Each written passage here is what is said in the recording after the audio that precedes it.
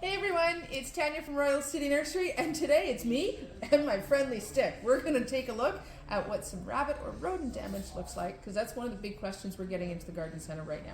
Now, this is actually a willow. Specifically, it's a pussy willow. How do we know that? Well, right now it's actually flowering, which is awesome, but it's a little weird. So when we look at the base of this plant, the base of the branch, rather, the whole tree's still out there, we can see that it was gnawed on by critters over winter. And when we look at it, it's actually kind of weird. This branch was about knee high, so this damage is really about waist high when I stand next to the shrub. And that's not something we actually think of. So this was done by a bunny or rabbit. How do we know? Well, it's actually about waist to chest high.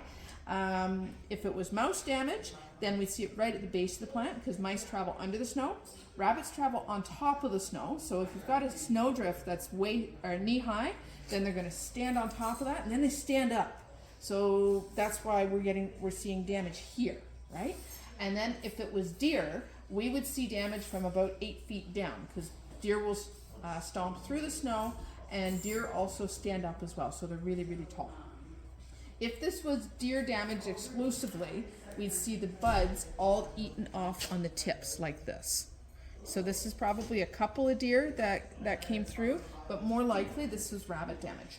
Now, what do we do about rabbit damage? It's the end of March right now, and all the snow's gone, so we can actually see what the little devils did. And when we think about the vascular system of a tree, or any shrub really, the vascular system is underneath the bark. So think of the bark like our skin.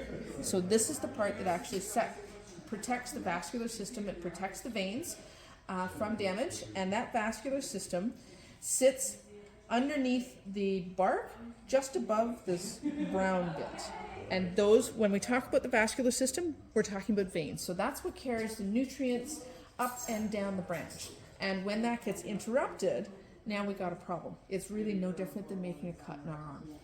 This white stuff that we see on the twig, this is called cambium, and the cambium is absolutely dead tissue, no different than our hair and our fingernails, right? So as far as the plant's concerned, this gives it stability, and this is what actually makes the branch stand up as opposed to follow the limb.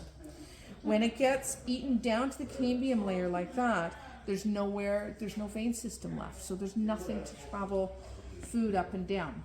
Now, if a rabbit or squirrel or mouse or anybody else strip this vertically like this, it's actually not that big a deal, because if I turn this over at the bottom, there's still an awful lot of living tissue here. The challenge is this little furry devil. If you follow his damage, has gone up.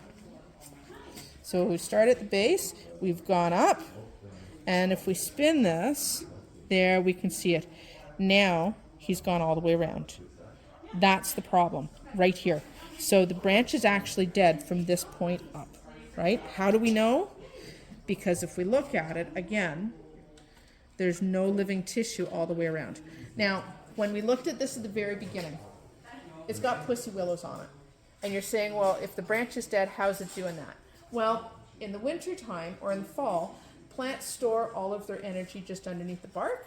And right now, it's pushing flowers based on the energy that was stored under the bark. When that energy runs out, you're going to see everything fall off. And it's going to, right now, this branch is going to leaf fine. It'll be beautiful. We're going to see a bunch of pussy willows. And then sometime in the middle to end of May, you're going to come out and look at it and go, oh my God, it looks like somebody has taken a flamethrower to it. At that point, it's used up all the energy, and literally overnight, the leaves are going to fall off. What do we do about it? Well, right now, you're going to wait. Ultimately, with this one, we are going to prune it, and I'm going to prune it down probably about that far. So we're going to take a good 6 or 7 feet off of this. This is a pussy willow, it'll be fine. But we want to think about things like your Japanese maples, magnolias, all your fruit trees, your berry bushes, and even the euonymus, or the burning bush too. Those are favorite of all the critters.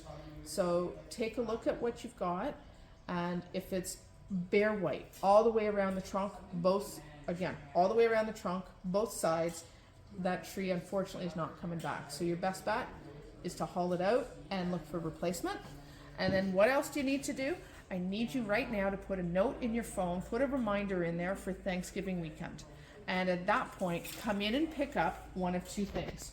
You're either going to pick up Bobax or you're going to pick up plant skid.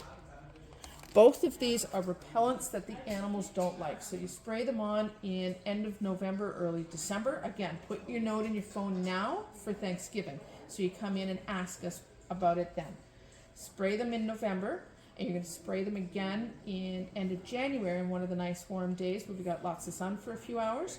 And that's going to prevent the rabbits and the deer and the mice from eating it. So hopefully you only go through this once. Kind of sucks, but it is nature. So here we are. Gives us a beautiful opportunity for a little bit of pruning we didn't have to do. And sometimes it just means we have the opportunity to do something different. We'll talk to you soon. Bye-bye.